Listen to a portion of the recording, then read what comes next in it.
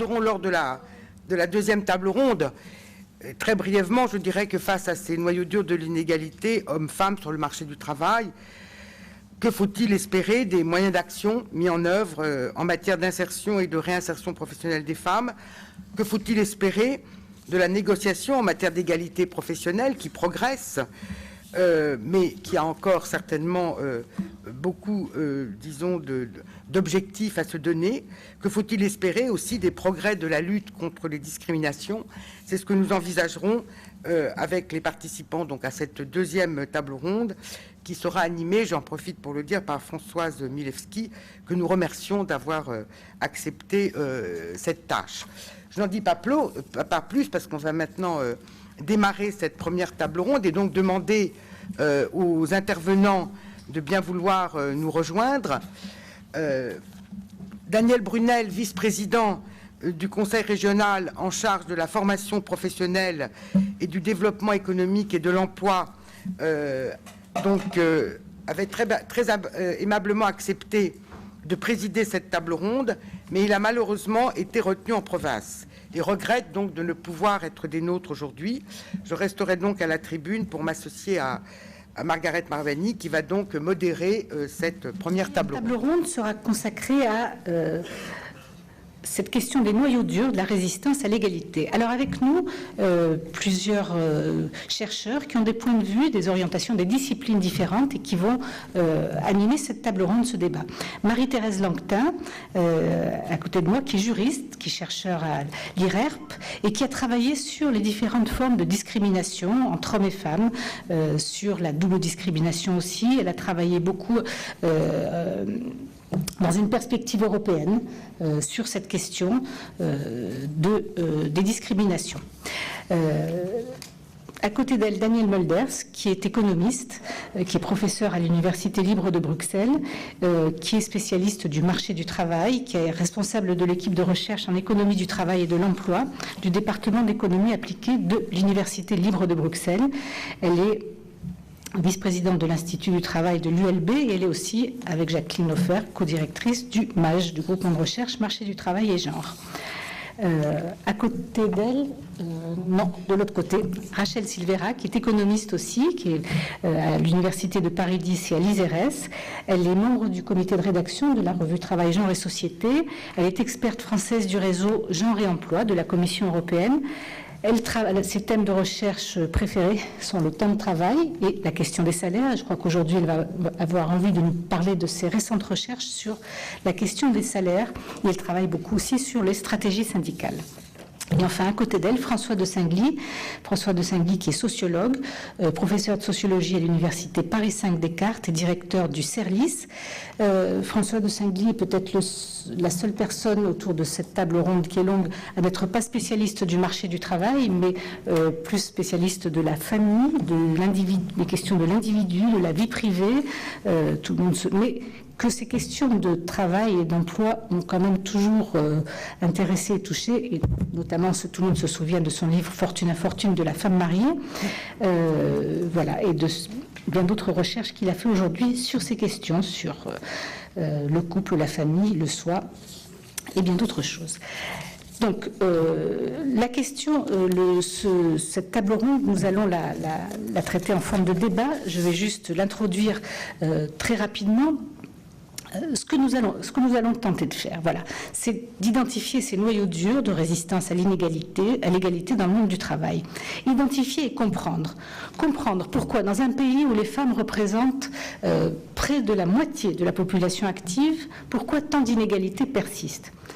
Sur un fond de parité, tout est inégal. Les salaires, les carrières, les emplois, le chômage, etc. Comment peut-on analyser cette situation paradoxale? Quels sont nos registres explicatifs? C'est là ma question. Et pour lancer la discussion, je vais un petit peu mettre les pieds dans le plat. Comprendre la production des inégalités entre hommes et femmes dans le monde du travail, analyser la division sexuelle du marché du travail, ça nous oblige inévitablement à sortir du cadre professionnel, à regarder du côté de la famille pour comprendre le travail. Ça a été et ça reste une nécessité. Mais quel poids faut-il accorder à la division sexuelle du travail dans la famille pour expliquer celle qui se produit sur le marché du travail? C'est un débat qui court depuis plusieurs années, depuis plusieurs décennies, dirais-je même, qui traverse les disciplines, qui traverse les courants théoriques. Des années durant, il a fallu se battre, je dirais, pour imposer la famille et plus largement l'univers domestique dans les sciences sociales. Et ça a été un chemin difficile. Mais aujourd'hui, il me semble qu'on assiste à une sorte de remise en cause de cette approche. Et c'est en tout cas la question que je voudrais poser dans ce débat. Appréhender la place des femmes dans le monde du travail à partir des rapports sociaux de sexe au sein de la famille reste bien évidemment un prisme indispensable. Mais au bout du compte, n'est-il pas envahissant ? N'est-il pas temps désormais de déplacer le regard, de se recentrer sur le marché du travail pour voir comment il produit de l'inégalité, pour voir comment il construit de la différence, de la hiérarchie des sexes?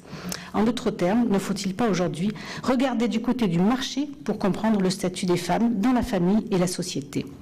N'a-t-on pas surestimé le rôle de la famille en se centrant sur l'articulation entre la vie professionnelle et la vie familiale?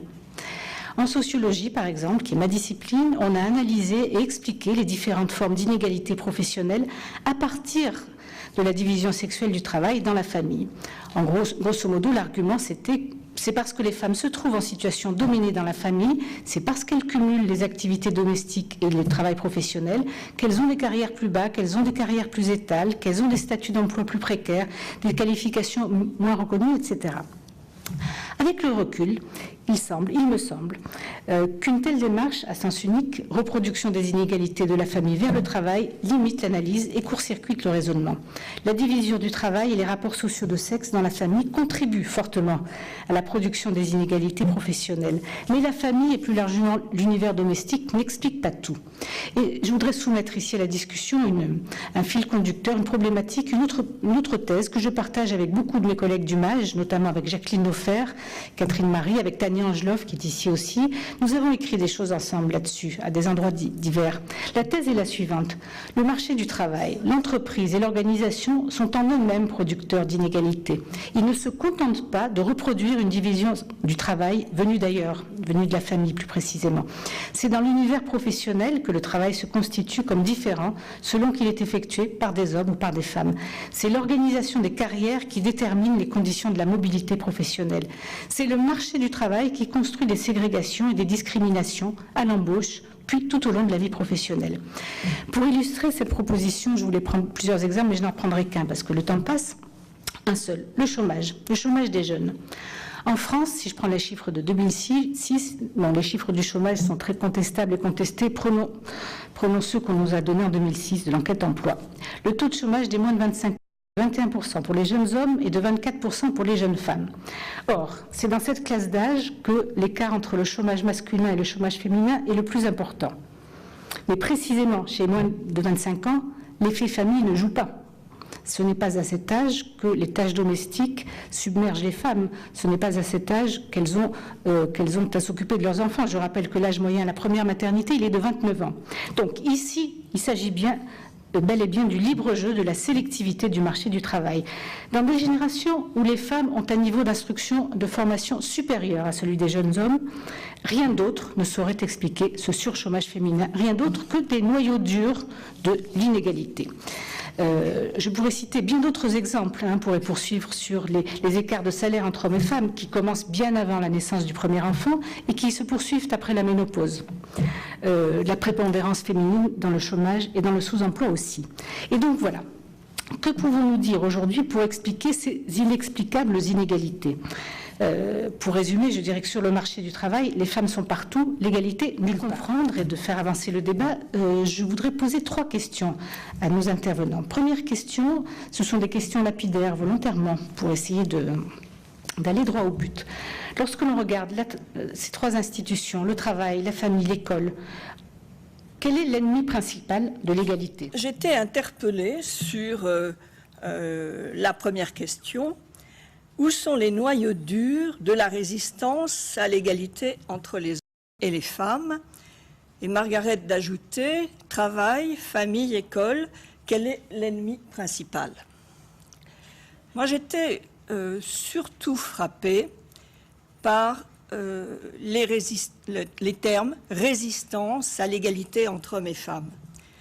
c'est vrai, il y a des persistances des inégalités, je dirais des discriminations, puisque c'est mon sujet préféré, alors qu'on affirme toujours l'égalité entre hommes et femmes. Simplement, je dirais aussi, il faut s'entendre sur ce que signifie l'égalité. Et que les noyaux durs de la résistance à l'égalité peuvent peut-être être appréciés différemment selon le système juridique dans lequel on se trouve. Et plutôt que de dire est-ce que c'est le travail, la famille, l'école qui est l'ennemi principal, est-ce que l'ennemi principal en France, ce n'est pas la conception même de l'égalité qui est en cause? Historiquement, la conception de l'égalité entre hommes et femmes n'allait pas de soi en France. Si elle est affirmée en 1946 dans le préambule de la Constitution, vous le savez, elle a mis du temps à se mettre en place dans tous les domaines. Pourtant, il y a interférence entre tous ces domaines. C'est dans le domaine de la famille que les évolutions étaient premières, mais vous savez que jusqu'en 1965, la femme ne pouvait pas exercer une activité professionnelle sans éventuellement une opposition du mari. Et c'est dans le domaine du travail et de l'emploi que les évolutions vont se faire, non pas de l'intérieur du droit national, mais sous l'influence du droit international des droits de l'homme et sous l'influence du droit communautaire. Depuis les années 80, on l'a dit, il y a eu de fortes évolutions. Mais, à mon sens, la conception française de l'égalité est encore sous-jacente, très présente. Il faut faire ici référence à la conception universaliste des droits, dont le référentiel, finalement, est masculin, et ce qui nous oblige à réfléchir à ce que c'est que cette conception universaliste des droits. Mais pour le droit français, le rapport d'égalité se définit ainsi: à situation égale, traitement égal; à situation différente, point d'interrogation. Il y a possibilité de traiter différemment les situations différentes, mais ce n'est pas une obligation pour le droit français. S'il le fait, c'est au nom de l'intérêt général. La loi, en effet, est la même pour tous. Il n'y a pas lieu de distinguer, de regarder son impact, ses effets, notamment sur les femmes. Un exemple, le Conseil constitutionnel, gardien du principe d'égalité, a admis pour la première fois en 2003 de traiter différemment les femmes dans les régimes de sécurité sociale, dans le régime général de sécurité sociale, estimant qu'elles étaient dans une situation différente des hommes au regard des bonifications que leur donnaient leurs enfants pour la retraite. Et le Conseil constitutionnel a dit qu'il fallait prendre en compte les inégalités de fait dont les femmes ont jusqu'à présent été l'objet. Elles ont interrompu leur activité bien davantage que les hommes, etc. Je ne vous fais pas un schéma. On peut regarder aussi la question de la grossesse, comment la grossesse a été traitée dans le droit français, et dire qu'il a fallu attendre 2003 pour que, sous l'influence du droit communautaire, une femme soit réintégrée dans son emploi. Jusque-là, la nullité pouvait être prononcée, mais la nullité ne couvrait que la période de grossesse, et la femme était, au-delà, renvoyée dans ses foyers. Les évolutions ont eu lieu en matière d'emploi et de travail sous l'influence du droit communautaire qui a une autre conception de l'égalité entre hommes et femmes. Et l'équation que je décrivais pour la France pourrait être, pour le droit communautaire, à situation égale, traitement égal; à situation différente, traitement différent, mais avec une recherche d'un équilibre nécessaire entre ces deux termes de l'équation. Parce que si on met trop de formel, à ce moment-là, ce n'est pas une véritable égalité. Si on met trop de l'accent sur la situation différente, alors on vide l'égalité formelle.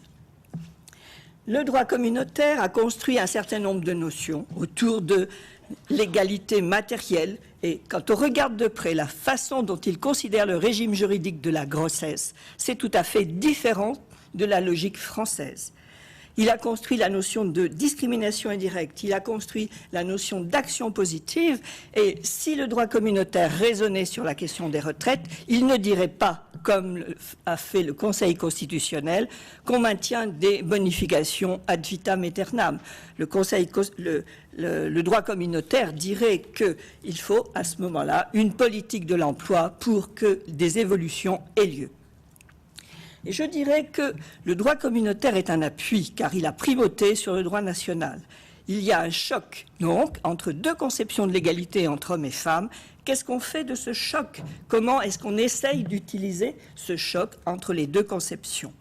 Cette conception en droit communautaire a une influence, et là je reviens aux trois entrées de Margaret.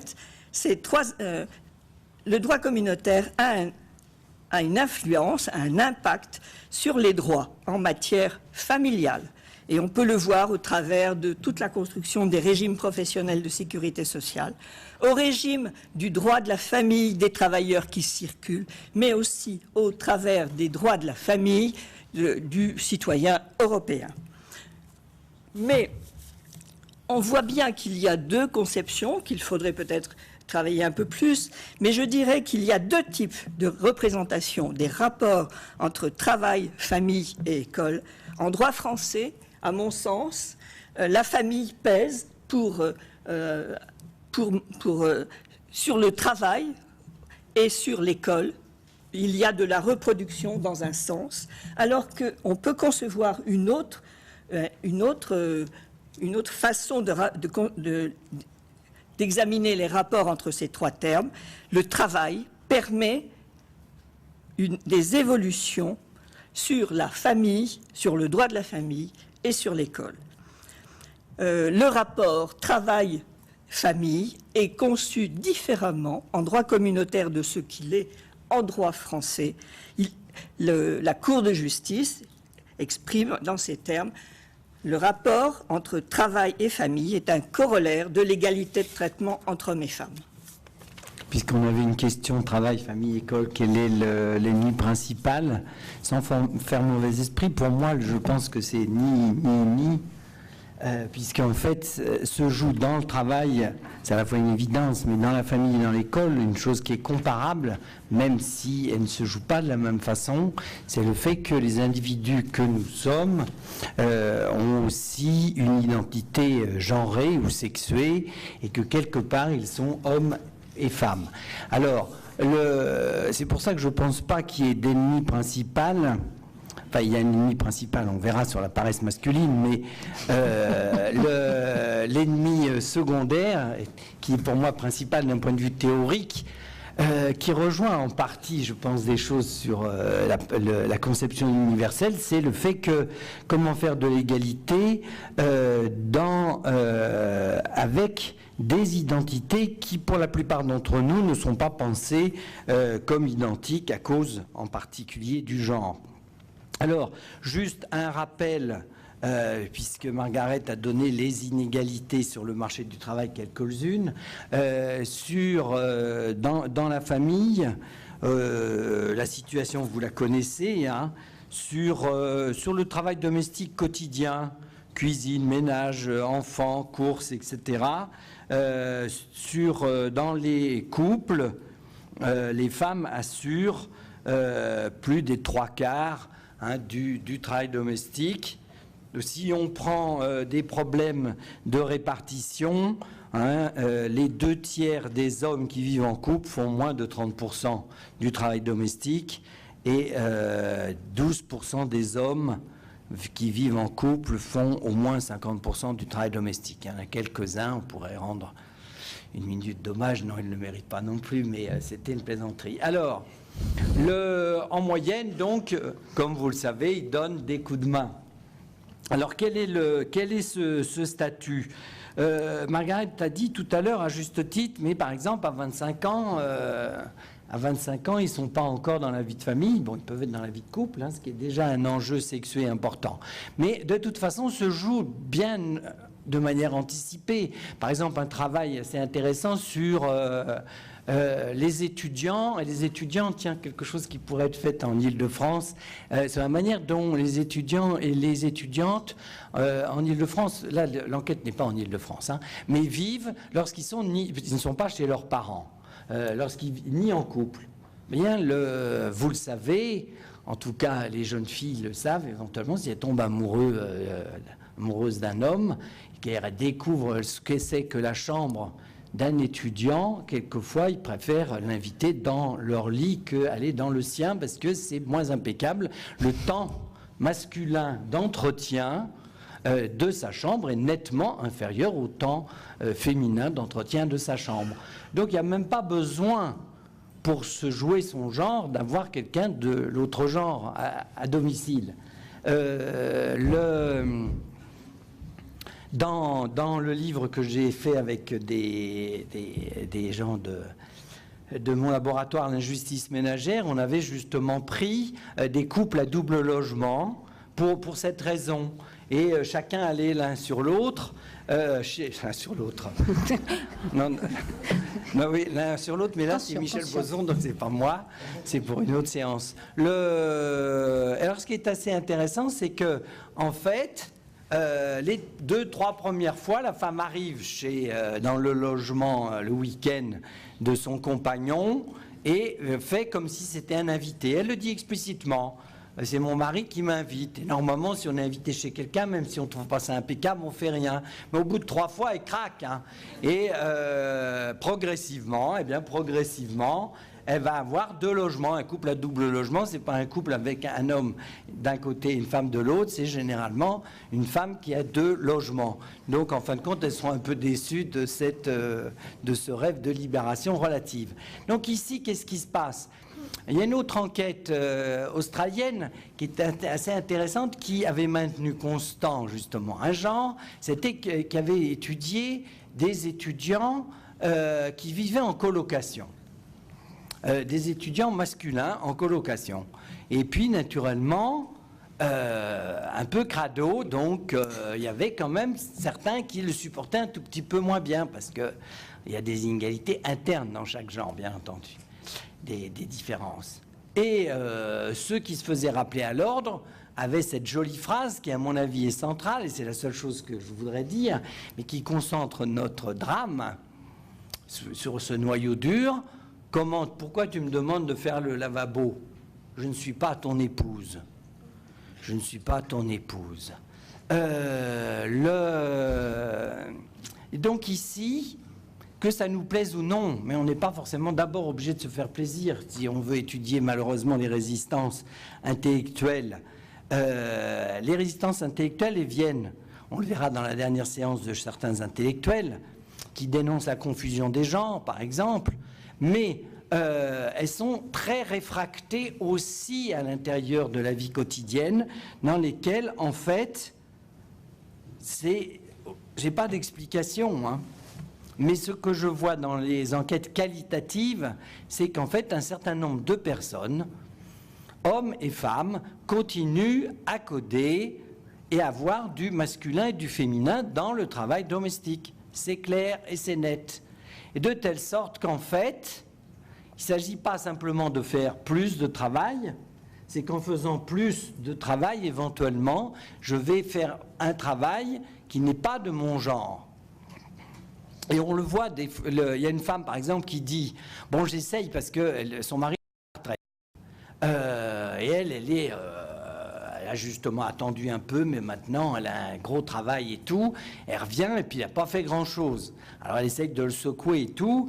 Et elle dit, deuxième problème, je le secoue, mais j'essaye de ne pas le transformer en femme de ménage. » Deuxième drame, c'est que déjà dans le travail domestique, il y a du genre féminin et que, deuxièmement, c'est un genre féminin doublement dominé, on pourrait dire, de telle sorte qu'en fait, je pense qu'une partie quand même de la résistance des hommes, dans leur paresse, c'est de dire « je ne vais pas déchoir non seulement parce que je prends un risque masculin et féminin. C'est pour moi la question décisive, c'est en fait comment désexualiser les tâches. Ça nous paraît évident parce que, notamment en sociologie, on dit tout ça c'est codé, culturellement c'est arbitraire. Ok, c'est arbitraire, mais les gens y croient, j'y peux rien. Plus succincte et me recentrer sur la question travail, famille, école, quel est l'ennemi principal. Alors évidemment que je suis d'accord avec ce que nous a dit Margaret sur le fait que le travail est au cœur des inégalités, que c'est là qu'elles se produisent, qu'elles se poursuivent, qu'elles se transforment. On y reviendra sous toutes les formes évoquées.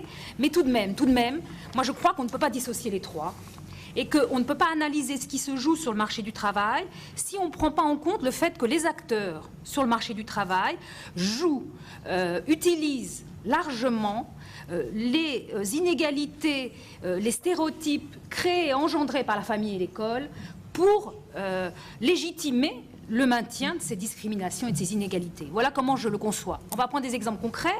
Margaret évoquait la question du chômage des jeunes.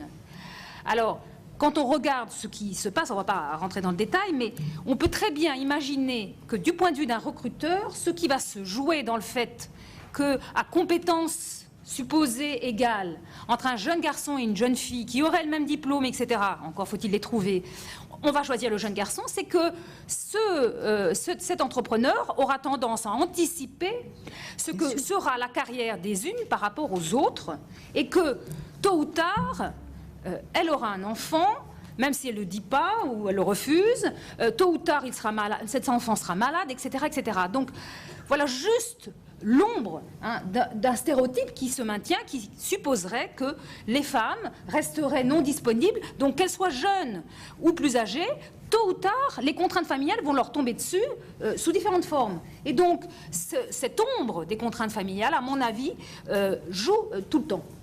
Autre exemple, autour des inégalités de salaire, on y reviendra après, on sait très bien que l'idée du salaire d'appoint continue à exister. Et d'où ça vient ?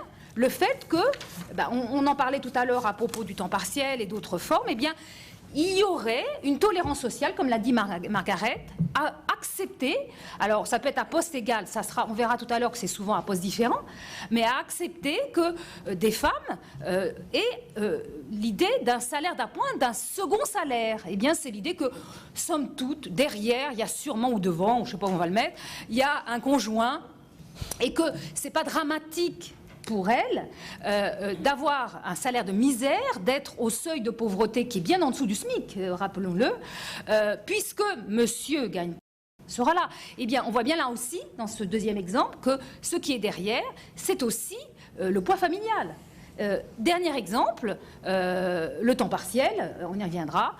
C'est encore cette maudite, on va en faire un dossier, cette maudite conciliation vie familiale, vie professionnelle, c'est un titre que suggérait Margaret, qui fait qu'on imaginerait que le temps partiel serait bon pour les femmes, quelle que soit la forme de ce temps partiel, y compris s'il s'agit justement des horaires de week-end, de soirée, totalement incompatibles avec la vie de famille.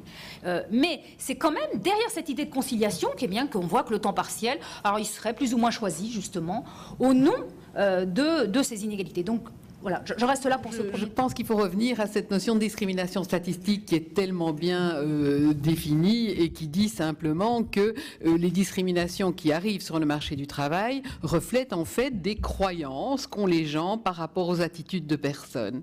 Et c'est vrai quand on imagine, quand on étudie les discriminations entre les blancs et les noirs aux États-Unis, c'est vrai au niveau du travail des hommes et des femmes, et c'est un peu ce que Rachel a évoqué quand elle parle des stéréotypes, c'est l'employeur qui, effectivement, prête un rôle à la femme et se dit « je n'engage pas de femme parce que elle risque effectivement plus facilement d'avoir des enfants ». Enfin, normalement, il ne peut pas raisonner comme ça officiellement, mais il le fait.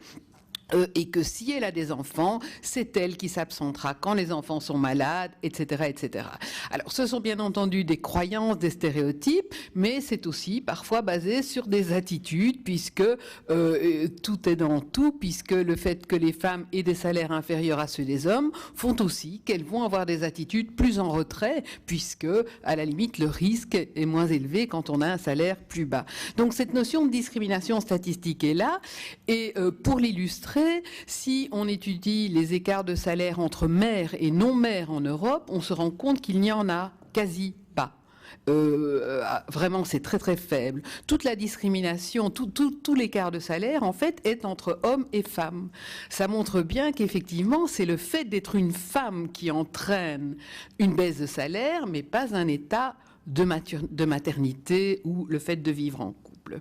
Donc, et tout ça évidemment reflète des stéréotypes, reflète des attitudes et qui sont certainement largement relayées par les politiques qui sont menées dans les différents pays européens et qui effectivement sont des politiques qui montrent une certaine discrimination statistique aussi, puisqu'elles s'adaptent à ça. Elles vont largement soutenir le temps partiel des femmes, les congés parentaux, toutes politiques en fait qui vont alimenter cette notion de discrimination statistique, puisqu'en fait on va encourager les femmes à travailler à temps partiel. Or, les employeurs qui engagent les jeunes femmes ne souhaitent pas que ces jeunes femmes, surtout si elles sont qualifiées, tendent à travailler un temps partiel par la suite. Ils ne souhaitent pas non plus qu'elles s'éloignent du marché du travail en prenant des congés parentaux, des congés de maternité prolongés.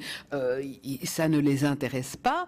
Mais il est vrai que ces politiques vont alimenter l'image de ce travail de la femme qui est un travail d'appoint et vont donc concourir à développer cette notion de discrimination statistique. À côté de ça, c'est vrai, il y a toujours au niveau, peut-être que moi j'avais noté effectivement par rapport à l'ennemi, que le travail n'était certainement pas l'ennemi, mais j'avais mal interprété en disant que c'était la seule source de revenus, c'était le gage de liberté de toutes les femmes et que donc avoir un travail c'est surtout ça, c'est pouvoir quitter un homme qui vous tape dessus et c'est peut-être très simple comme expression dans les discours ici qui sont peut-être plus élaborés, mais enfin moi je pense que c'est la première chose, que avoir un travail, donc c'est pouvoir continuer sa vie tout seul, indépendamment de ces notions de couple ou de ménage qui réduisent finalement souvent les femmes à un rôle d'appoint et qui leur privent de cette notion d'individu.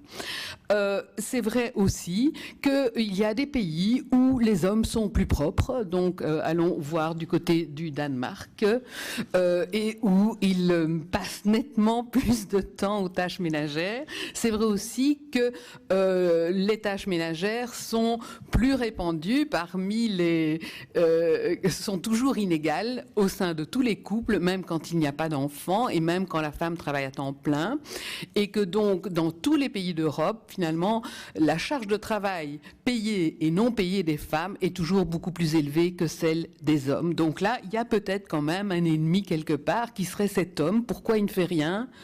On ne sait pas. Mais il y a des pays où ils font beaucoup plus. Donc ça veut dire que la situation n'est pas désespérée. Il faut peut-être effectivement s'internationaliser dans la recherche des partenaires. Ce qui pourrait aussi être une façon de se comporter. Alors, par rapport à l'école, je pense qu'au-delà des stéréotypes que l'école véhicule, a longtemps véhiculé et véhicule, finalement, quand dans les livres que les enfants avaient, on voyait le papa qui revenait du travail avec sa voiture et la maman qui faisait la vaisselle, on voyait où était l'ennemi. Maintenant, c'est beaucoup plus sournois et je crois que les stéréotypes véhiculés par l'école, même au niveau de l'enseignement universitaire, sont très sournois, mais en économie, ils sont vraiment présents. Il y a toujours, on peut vraiment dire, je crois, que l'économie reflète vraiment, comme on dit aux États-Unis, c'est l'homme caucasien, quoi, qui est représenté et qui maximise son utilité. C'est pas la femme et ce ne sont pas d'autres individus, même masculins. Et donc, mais par rapport à l'école, moi, l'ennemi à l'école, je le vois bien, en fait, c'est plus pragmatique, c'est les horaires de ces écoles. Les horaires de ces écoles, c'est quand même une politique publique importante, sont faits pour ces femmes qui sont les femmes d'appoint, au travail d'appoint. Et ça, dans tous les pays européens, il y a absolument une anarchie totale dans l'organisation de l'après-école et rien n'est fait finalement pour ces deux partenaires de couple qui travaillent à temps plein au niveau des politiques. Et le dernier point que je voudrais dire, c'est qu'il est temps aussi d'individualiser notre pensée. Un couple, ça dure quoi ? 5 ans, 6 ans, enfin je ne sais pas. Mais ça ne dure plus tellement longtemps. Donc en fait, que ces femmes se sacrifient pour quelque chose d'éphémère et le payent après pendant des années, je pense que c'est ça qu'il faudrait d'abord leur dire. Effectivement, leur revenu, c'est leur liberté. Et donc aussi, quand je vois qu'au niveau européen, on définit la pauvreté, une personne pauvre, c'est une personne qui vit dans un ménage pauvre. On fait l'hypothèse que les revenus sont partagés également entre tous les membres d'une famille, quel que soit l'apport de chacun. Donc vous voyez, cette notion alors, on se retrouve dans le modèle de Gary Becker, qui est un prix Nobel nettement moins peut-être féministe, où on voit effectivement que l'homme altruiste donne de l'argent à chacun des membres du ménage. Mais quand vous voyez comment on calcule un taux de pauvreté en Europe, cela reflète encore exactement cela. Donc je pense qu'il faut revenir à l'individu, moi, au centre de nos réflexions. Comme l'heure avance, j'avais encore 2 questions. Je vais peut-être vous les poser en même temps et libre à chacun de répondre à l'une, à l'autre, aux deux. Ma deuxième question portait sur, au fond, quel est notre horizon, hein, vers quoi voulons-nous tendre? Pendant très longtemps, les recherches sur le genre ou les recherches féministes, disait-on il y a quelques années encore, les recherches sur les femmes, disait-on aussi, c'était l'égalité qui était notre horizon. Et puis, d'autres mots, d'autres concepts sont arrivés. La mixité, venue de la question scolaire et universitaire. Puis la question de la parité, venue de la politique. Aujourd'hui, celle de la diversité. Alors, voilà, c'était ma deuxième question. Quel est notre horizon? Égalité, parité, diversité, mixité, qu'est-ce qu'on fait avec tout ça? Et puis, j'avais une troisième question sur un autre registre, là. Je voulais demander à chacune d'entre vous, si l'on regarde le monde du travail, où sont les progressions, où sont les régressions? Parlons salaire, parlons qualification, parlons temps de travail, parlons chômage, parlons précarité. Dans tous ces domaines, les évolutions n'ont pas été les mêmes. Et donc, qu'est-ce qui avance? Qu'est-ce qui recule? Voilà, je vous donne mes deux questions. Sur la première question, dans tous ces termes, c'est vrai qu'on commence à plus trop s'y retrouver. Alors, on demandera à notre juriste de préciser, de clarifier le cadre, parce que ces termes n'ont pas tous la même valeur et n'ont pas forcément une définition juridique, ça c'est une première remarque. Parmi ces termes, il y a des outils et puis un objectif qui est l'égalité. Hein. Donc je crois qu'aujourd'hui, on est tous convaincus, enfin pas tous d'ailleurs, que la mixité, voire la parité sous forme d'action positive, peut être des outils, mais c'est jamais une fin en soi, vers l'égalité. J'aimerais juste pointer une question qui nous attend en France et qui va rebondir fortement, c'est le lien avec la question de la diversité.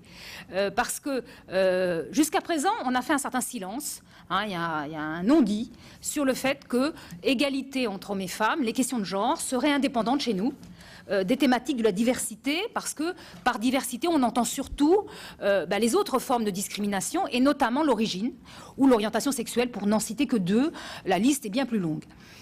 Et je crois que là, on a, par rapport à nos voisins européens, un défi énorme, parce que dans beaucoup de pays, y compris d'un point de vue par exemple syndical, eh bien aujourd'hui l'égalité homme-femme est intégrée dans une vaste enveloppe qui s'appelle diversity.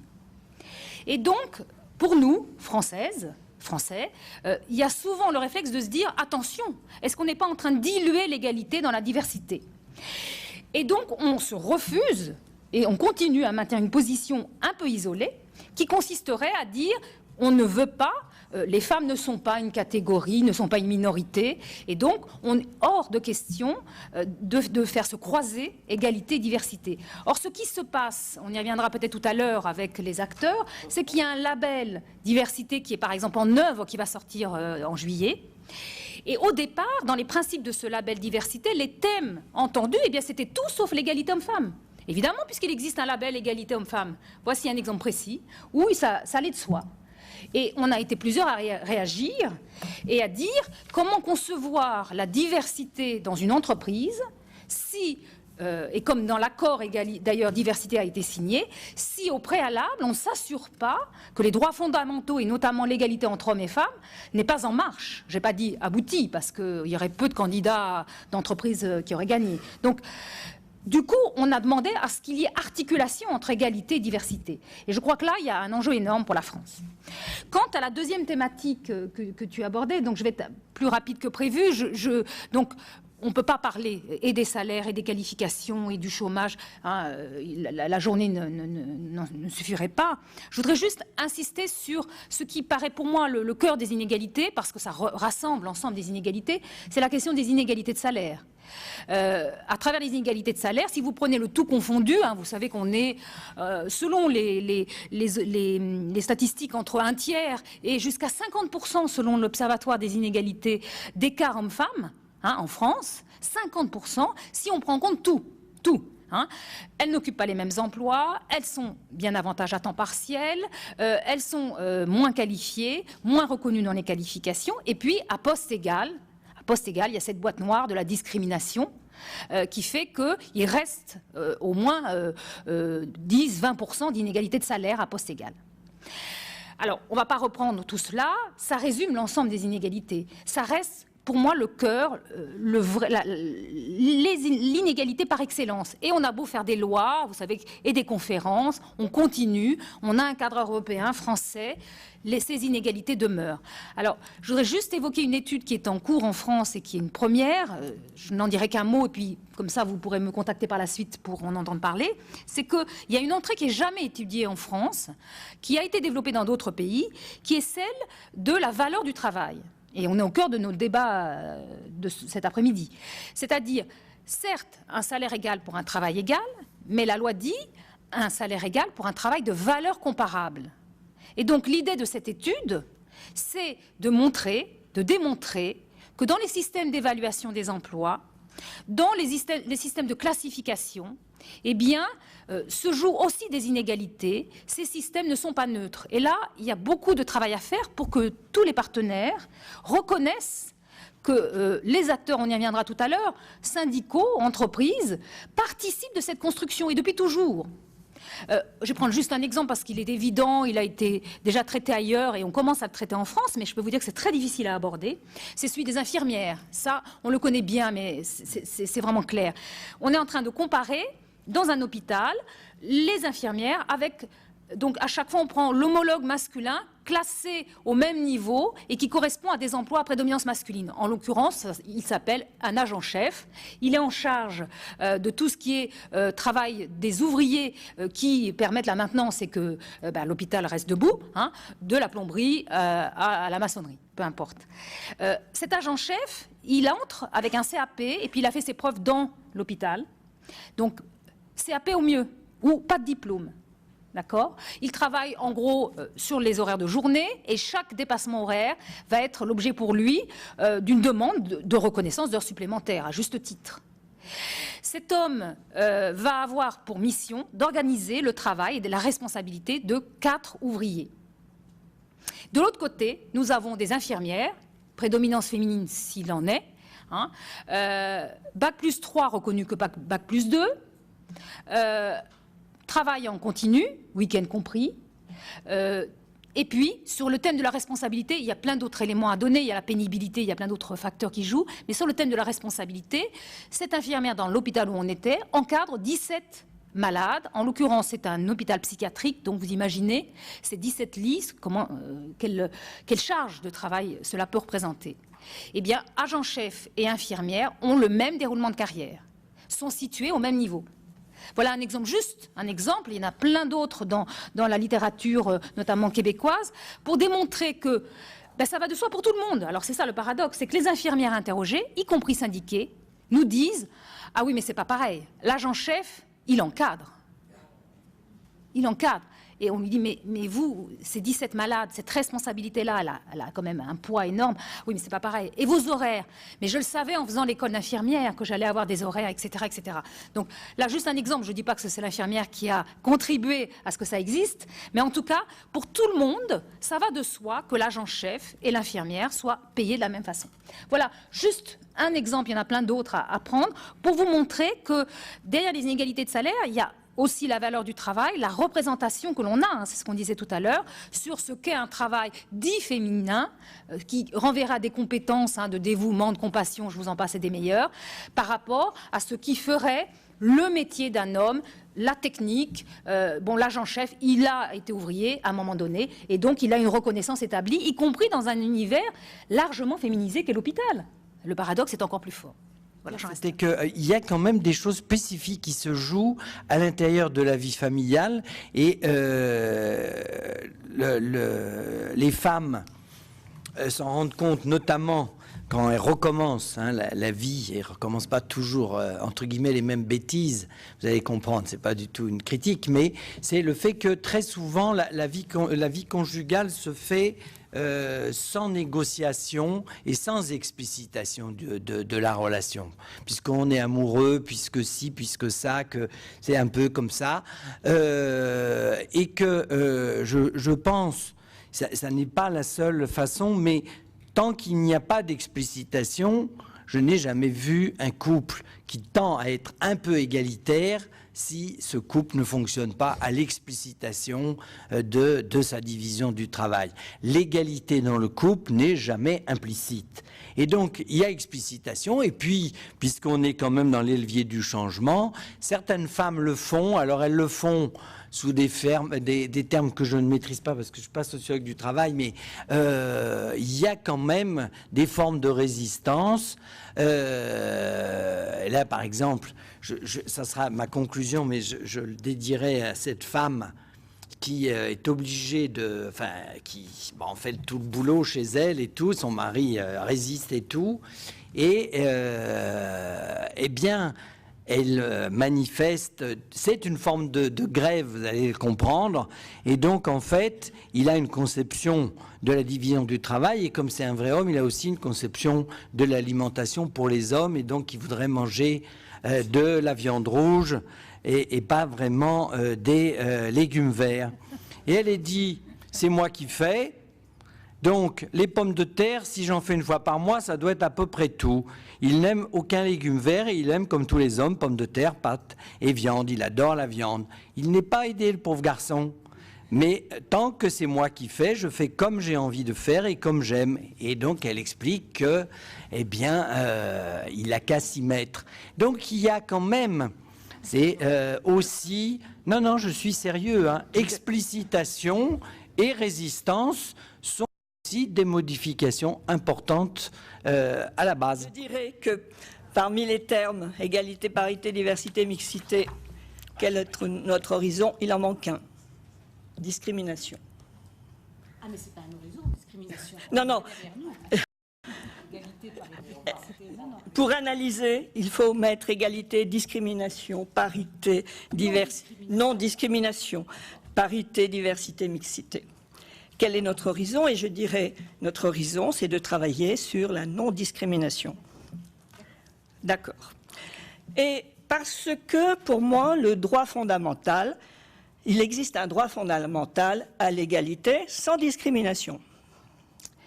Mais là encore, le droit français et le droit communautaire s'opposent. La conception, la façon d'aborder les discriminations en droit français et en droit communautaire n'est pas la même. En droit communautaire, la conception de l'égalité est plus concrète. Et pour arriver à l'égalité, il faut lutter contre les discriminations. Le droit communautaire procède des faits. Il construit le principe d'égalité selon une méthode inductive. C'est à partir d'une analyse des faits, une analyse des situations, que l'on cherche à leur donner un sens pour faire surgir, pour nommer les discriminations et pour obtenir l'égalité. Le droit français n'a pas cette conception inductive qui part des situations. Il a une approche déductive et finalement, il peine à saisir les discriminations. 2 mots sur la diversité. Je dirais que ce thème surgit lorsque le droit communautaire passe de l'interdiction des discriminations à raison de la nationalité ou à raison du sexe, à la lutte contre les discriminations. passage de l'interdiction à la lutte contre les discriminations. Lutter contre les discriminations implique non seulement la mise en œuvre du droit, mais la mobilisation des acteurs. C'est-à-dire, cela suppose que les acteurs connaissent le droit et se mobilisent pour lutter contre les discriminations.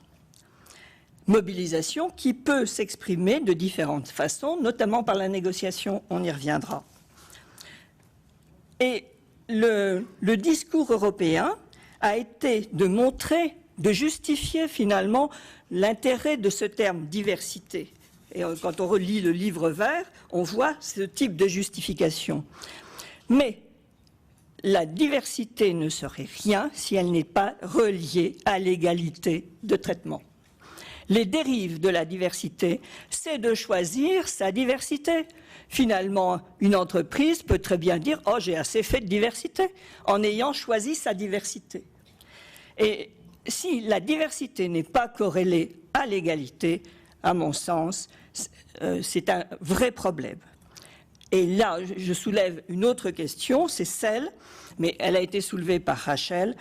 Les femmes font-elles partie de la diversité? À mon sens, non.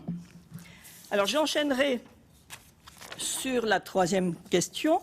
Où sont les progressions, où sont les régressions? Très vite. Je dirais les progressions.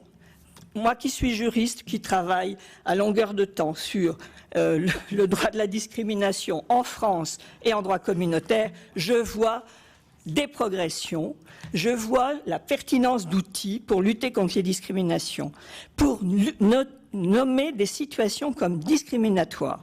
Et quand je vois par exemple un arrêt de la Cour de justice affirmer que le social prime sur l'économique, je me dis qu'il y a des progrès. Je me dis qu'il y a des progrès lorsqu'on parle de déplacement de la preuve. C'est un formidable levier du contentieux de la discrimination. Est-ce que je pourrais parler en termes de régression? Je n'ai pas envie. J'ai plutôt envie de parler en termes de bataille. De bataille, et l'une d'entre elles que je voudrais exprimer porte sur un combat dans lequel j'étais encore ces jours-ci, dont vous n'avez peut-être pas entendu parler, parce que ça apparaît comme une question un peu technique, la prescription des actions en matière, la prescription de droit commun. Comment est-ce que, finalement, combien de temps on a pour agir, pour réclamer, combien de temps on a pour faire valoir ses droits? Une proposition de loi vient d'être adoptée au Sénat qui faisait passer la prescription de 30 ans à 5 ans. Il y avait une lutte fantastique là derrière parce que cette question de la prescription, elle joue de façon importante concernant les discriminations. Est-ce que les droits, l'effectivité des droits qu'on a obtenus sur la bataille des discriminations, est-ce qu'elle allait être remise en cause par ce texte, cette proposition de loi?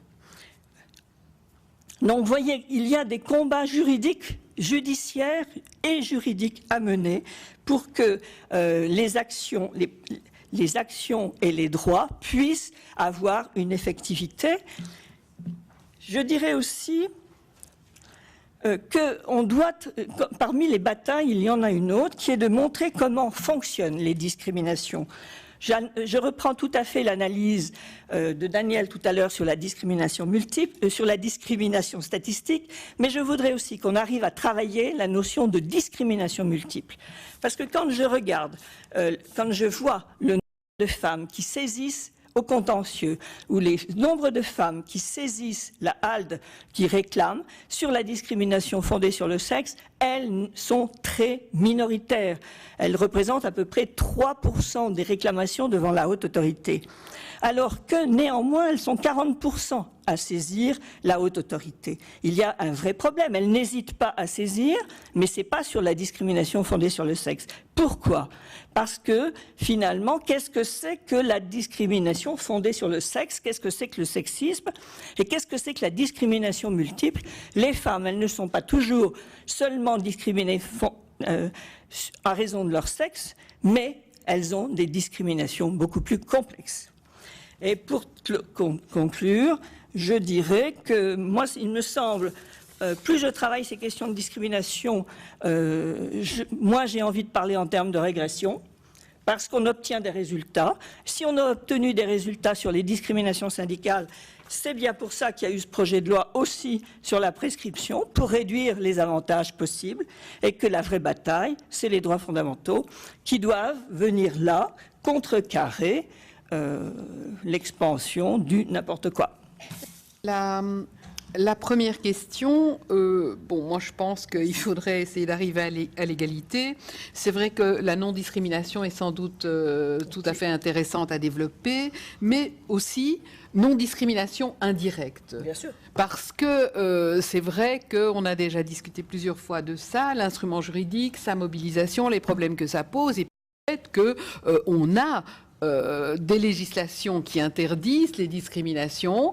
C'est vrai qu'elles ne sont pas toujours mobilisées, mais de fait, quand on mesure sur le marché du travail, on se rend compte que les inégalités persistent, pour revenir à ça. En tout cas, le terme que nous ne voulons pas, c'est l'égalité des chances. C'est un terme, je pense, qu'il faut proscrire, et je prendrai ici une phrase que j'aime à citer de Lee Myung-nok, qui a dit que l'égalité des chances était à l'égalité ce que le canigou était au foie gras, et je trouve que cette phrase est remarquable. Je souhaiterais donc la propager. Je pense qu'effectivement, c'est d'égalité, de non-discrimination dont on a besoin et pas d'autre chose. Alors, je ne vais pas m'attarder sur les autres termes parce que c'est pas tout à fait mon domaine. Je vais peut-être reprendre les avancées et les freins, ou en tout cas le maintien des inégalités. Alors, la grande avancée, outre effectivement cette augmentation forte de la participation des femmes au marché du travail, au salariat, comme l'a dit Margaret, qui n'avait pas été prévue et dont on ne pensait pas qu'elle allait résister à l'augmentation du chômage, aux crises de la fin des années 70, cette progression de l'activité féminine, c'est certainement un très grand plus par rapport aussi à cette liberté des femmes. L'autre avancée importante, c'est l'éducation. Actuellement, en Europe, au niveau les plus élevés d'éducation, il y a 142 femmes, je parle de l'Europe à 27, donc il y a 142 femmes diplômées pour 100 hommes chaque année ces niveaux qu'on appelle la classification CIT 5 et 6.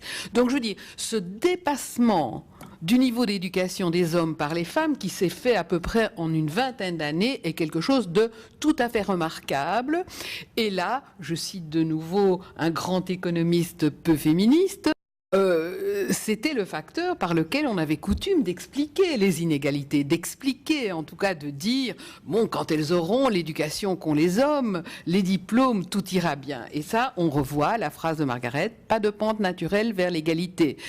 On leur a dit, ayez des diplômes, elles les ont, et puis on se rend toujours compte que l'intégration au marché du travail est plus difficile pour elles, et donc on confirme cette idée de discrimination sur le marché travail lui-même, quel que soit son fondement. Ça peut aussi être le fait que les hommes engagent plus facilement des hommes, c'est le PLU, People Like Us, c'est plus facile aussi de promouvoir des personnes du même sexe quand des assemblées ne sont pas mixtes, etc. Il y a une série d'explications par rapport à ça. Alors, par rapport à ces avancées, les régressions, alors c'est bien entendu l'inégalité des salaires, je n'y reviendrai pas, si ce n'est pour vous dire que je pense qu'on doit maintenant aussi dépasser l'inégalité des salaires pour s'intéresser à l'inégalité des revenus, qui est la pauvreté elle-même.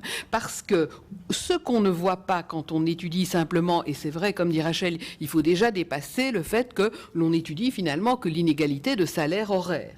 Donc passer à une inégalité sur un revenu du travail global. Mais dépasser la notion de revenu aussi, parce que les retraites des femmes sont à peu près 2/3 de celles des hommes, parce que les indemnités de chômage des femmes sont toujours et partout plus basses que celles des hommes aussi. Donc il n'y a pas toutes les composantes du revenu sont inférieures au niveau des femmes et au niveau des hommes.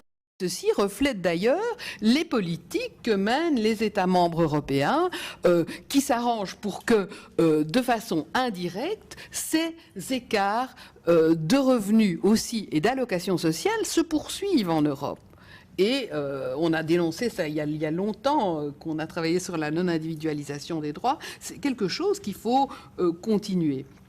Alors, autre fait que moi je voudrais citer, alors il y a le travail à temps partiel, je ne sais pas si c'est la peine d'y revenir, ce travail à temps partiel dont on nous disait qu'en Hollande, tous les hommes allaient un jour travailler à temps partiel autant que les femmes, ça ne s'est jamais produit. Le temps partiel, c'est une affaire de femmes et les hommes n'en ont rien à faire. Et si on regarde d'ailleurs l'activité à temps partiel, on se rend compte que pour les hommes, c'est combiné études quand ils sont jeunes avec un revenu ou c'est une retraite à temps partiel.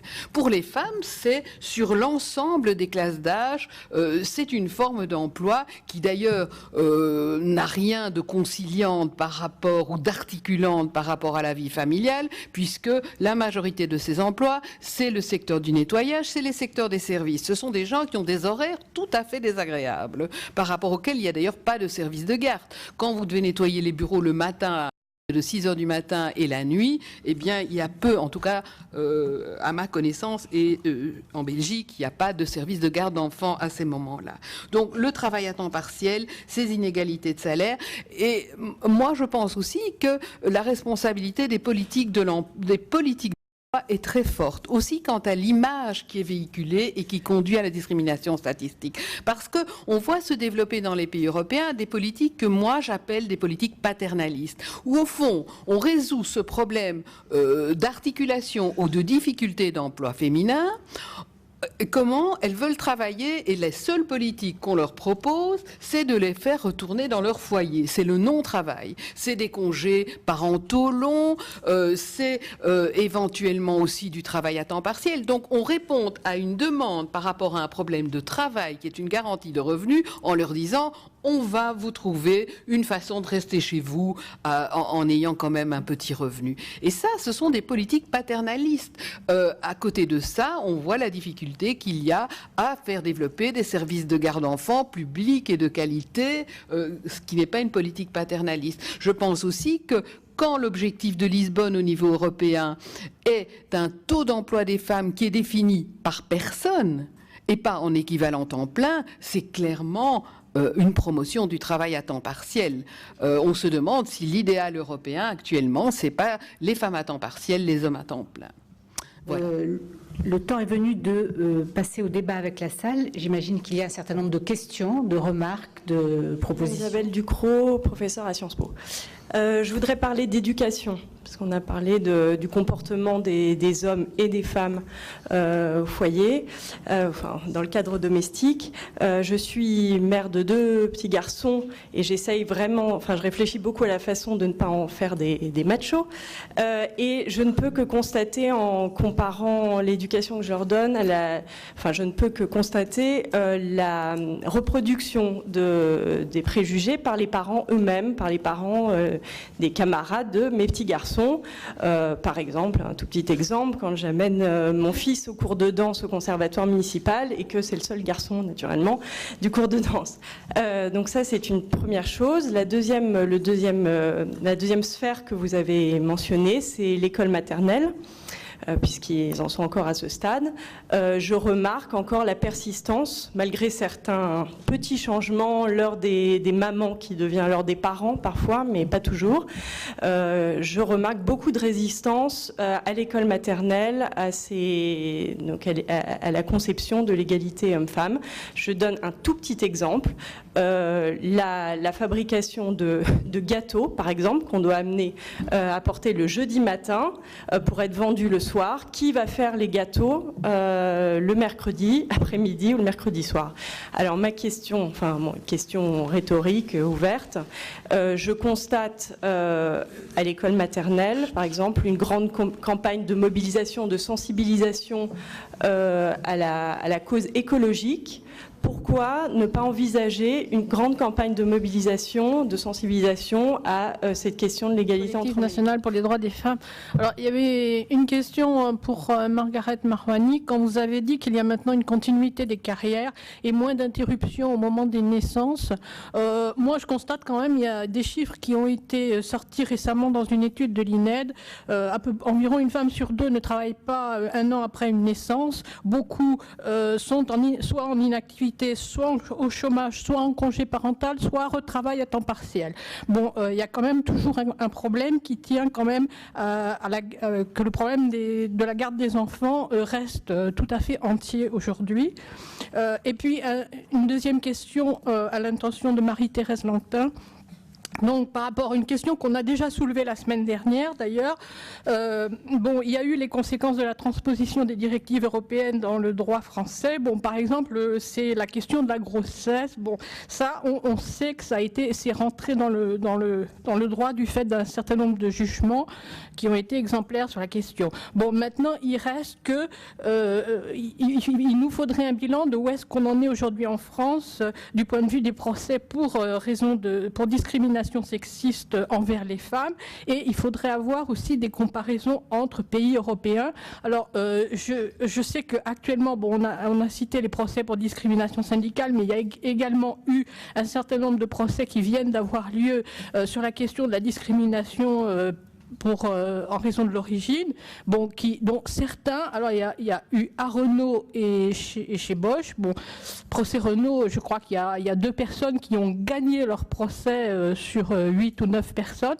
donc on en est au tout début sur ces questions-là. Qu'en est-il en ce qui concerne les procès pour discrimination envers les femmes? Sur les objectifs, il y a quelques années, 10, 20 ans, je ne sais plus, aux États-Unis, les féministes se battaient pour quelque chose qu'elles appelaient le comparable worth, c'est-à-dire le travail, la valeur comparée des travaux, qui consistait à prendre un certain nombre de critères, genre niveau d'études, pénibilité, responsabilité, il y en avait 5 ou 6 que je ne me rappelle plus, et pour essayer de bâtir une échelle des salaires qui prenne effectivement en compte les différentes composantes des travaux, et de tourner au fond, de contourner l'obstacle du fait que les femmes n'ont pas les mêmes travaux que les hommes. Alors, et bien d'autres obstacles sans doute. Je voudrais savoir si cet objectif existe toujours, s'il a sombré, quel nom il a en français. Ce qui a été dit sur l'école maternelle, juste un petit mot pour dire qu'il y a une convention interministérielle signée par 8 ministères qui veut promouvoir l'égalité des femmes et des hommes dans le système scolaire, éducatif, pas scolaire, c'est beaucoup plus vaste, et également des femmes et des hommes au niveau formation professionnelle, et que ça n'a aucune application, aucune déclinaison, y compris dans notre région, contrairement à la précédente convention. C'était juste une parenthèse. Sur l'égalité des chances, la diversité, l'égalité femmes-hommes. Alors, j'ai pas bien compris ce que tu disais, Rachel, parce que tu sembles vouloir promouvoir la notion de diversité par rapport à celle d'égalité femmes-hommes, et ça me surprend un peu parce qu'enfin, bon, personnellement, je suis totalement contre l'égalité des chances, comme ça a été dit par des intervenantes. Et je pense que parler de diversité, c'est à la mode aujourd'hui pour mieux ne plus parler de l'égalité des femmes et des hommes. Alors, j'ai eu l'impression que c'était le contraire que tu disais. Je veux dire, préciser. À AgroParisTech, on a un réseau pour l'égalité des chances, alors j'ai bien entendu le message, on va y réfléchir, de toutes les grandes écoles du ministère de l'Agriculture. Alors je voudrais poser une question parce que dans ces écoles, tout le monde ne le sait peut-être pas, qui regroupent les écoles vétérinaires et agronomiques, on a 60 à 70% de jeunes filles qui ont des bacs bien ou très bien en terminale S, et on s'est donné pour tâche d'essayer de les sensibiliser aux difficultés qu'elles vont rencontrer sur le marché du travail en tant que femmes. Et ce qu'on a constaté, c'est qu'elles nous disent « mais ça, c'est des vieux problèmes, c'est la génération de nos mères, c'est résolu, c'est des jeunes filles à qui rien n'a résisté jusqu'à présent, c'est les futurs cadres. Elles auront des difficultés et on n'arrive pas à leur faire prendre confiance autant qu'on ne... Enfin, confiance en elles l'ont, mais elles ne se rendent pas compte des difficultés. Vous n'avez pas du tout évoqué le problème. Comment sensibiliser ces jeunes femmes cadres aux difficultés qui seront les leurs?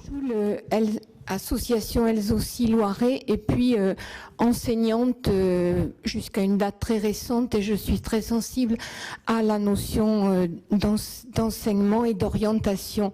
Alors, en réponse à la question des stéréotypes à l'école maternelle, eh bien, je me dis que faudrait-il faire pour sensibiliser les enseignants à tous ces stéréotypes et quelle action pourrions-nous avoir pour que la notion d'égalité homme-femme et de lutte contre les stéréotypes soit dans leur cursus de formation? Parce que je crois qu'actuellement, dans les IUFM, c'est au bon vouloir des directions des UFM. Ce sont, j'ai entendu dire, dans le meilleur des cas, des modules dans lesquels les futurs enseignants peuvent s'inscrire, et puis s'ils ne s'inscrivent pas, on dit non, il n'y a que 3 inscrits, alors ça n'aura pas lieu. Alors, qu'est-ce qu'on pourrait faire? Il y a bien sûr cette convention entre les ministères, peut-être pourrait-on l'utiliser. Dans le même sens que ce que la précédente personne a dit, moi j'enseignais à Bac+2 en sciences et j'ai essayé de travailler sur les filles et les carrières scientifiques et j'ai beaucoup de mal parce qu'effectivement, dans l'école, apparemment, je dis bien apparemment, il y a égalité entre hommes et filles. Et donc, quand nous, les femmes, on pose la question, on fait figure de dinosaures.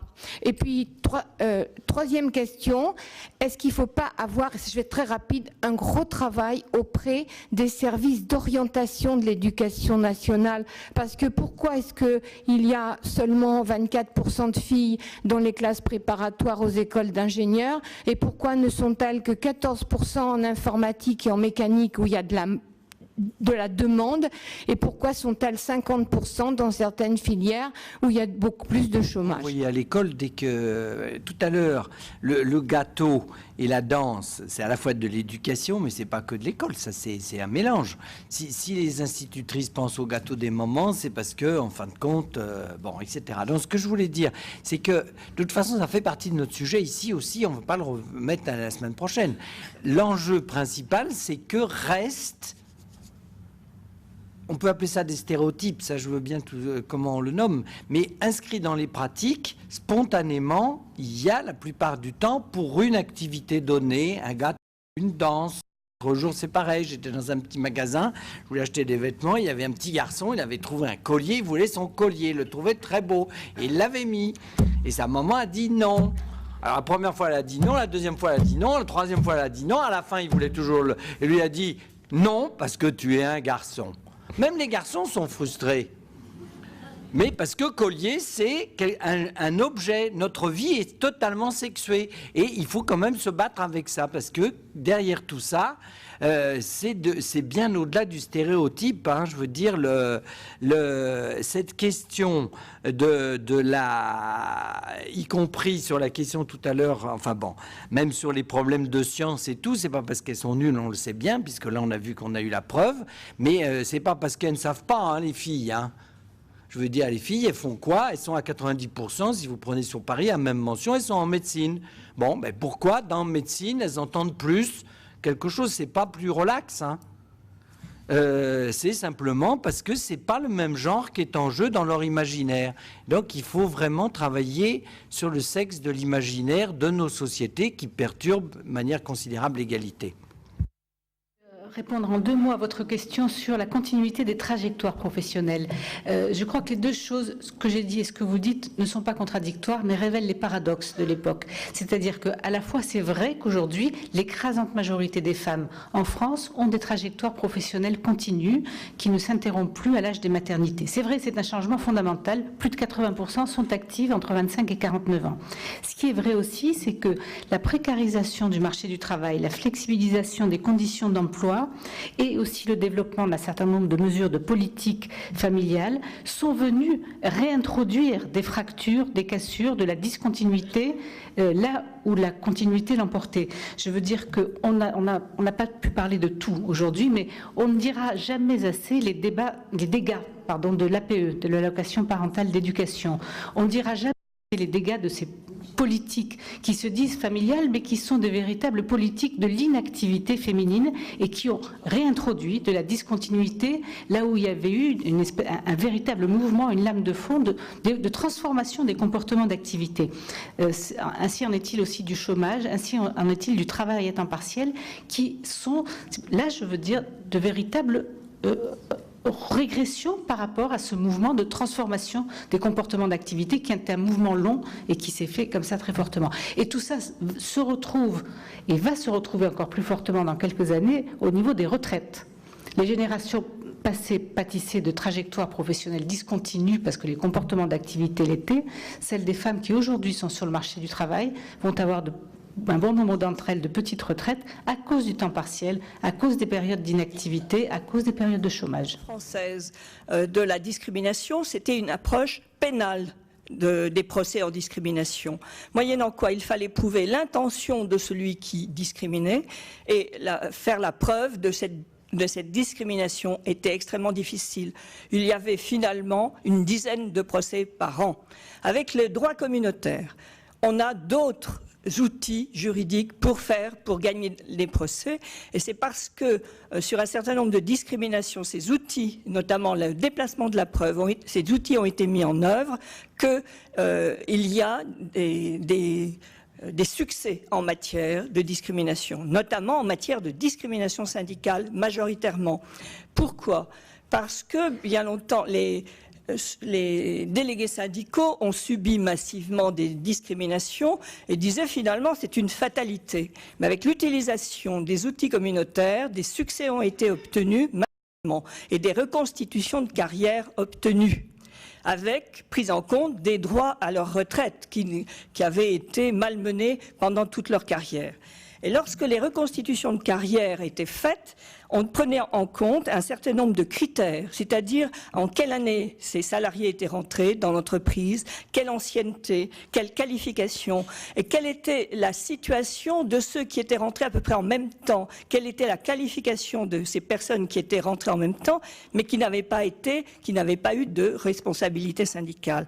Et à partir de ces comparaisons, de ces panels de comparaison, à partir d'un certain nombre de critères, ont été obtenus des reconstitutions de carrière. Et ça a pris un peu de temps à être mis en place, à être connu. Et maintenant qu'il y a des succès à tel point qu'il y a eu des propositions de loi pour remettre en cause la prescription des droits en matière de discrimination, eh bien, les contentieux commencent à monter concernant l'origine, concernant le sexe. Alors il faut, pour finalement que ça émerge, il faut quelques contentieux de principe pour donner à comprendre qu'est-ce que c'est que la discrimination fondée sur le sexe ou fondée sur l'origine, qu'est-ce que c'est que les discriminations indirectes. La France a des réticences à utiliser cette notion de discrimination indirecte, mais ça viendra. J'avais deux questions qui me concernaient plus particulièrement sur les études concernant la valeur comparable anglo-saxonne et l'étude que je mène aujourd'hui en France s'appuie sur ces travaux. Ces travaux n'ayant pas donné les résultats escomptés, ils sont plutôt restés souvent lettres mortes ou, c'est d'ailleurs le cas dans ce qui concerne mon étude, dans le secteur public. C'est-à-dire que l'entreprise concurrentielle privée a du mal à intégrer ce type d'approche, et pour cause, hein, l'enjeu est quand même très souvent une revalorisation de beaucoup d'emplois sous-classés en ce qui concerne les emplois à prédominance féminine. Mais donc c'est ces outils-là que l'on souhaite appliquer en France, alors qu'il y a plus de 10 ans déjà que j'avais proposé ce type de méthode et qu'il y avait des réticences systématiques, qu'elles soient syndicales ou patronales, à voir ce type d'approche se développer. Donc c'est un peu nouveau, puisque la CGT soutient cette démarche, et donc c'est pas rien, et ça me paraît essentiel qu'aujourd'hui ça se développe ici, en s'appuyant sur les travaux existants, notamment donc aux États-Unis, mais plus sûrement d'ailleurs au Canada. Quant à la diversité, alors visiblement je me suis très mal exprimée, bon, on n'a pas le temps de développer. Bien sûr que non, je ne suis pas pour la diversité.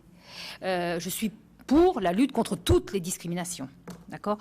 Simplement, le train de la diversité est parti, il est en marche. Il y a un accord interprofessionnel sur la diversité, signé par toutes les organisations syndicales, des chartes diversité un label en cours sur la diversité. Donc la question n'est pas êtes-vous pour ou contre, hein, c'est comme le progrès technique, ça me rappelle, on revient comme ça à des choses, êtes-vous pour ou contre la diversité? La diversité est là.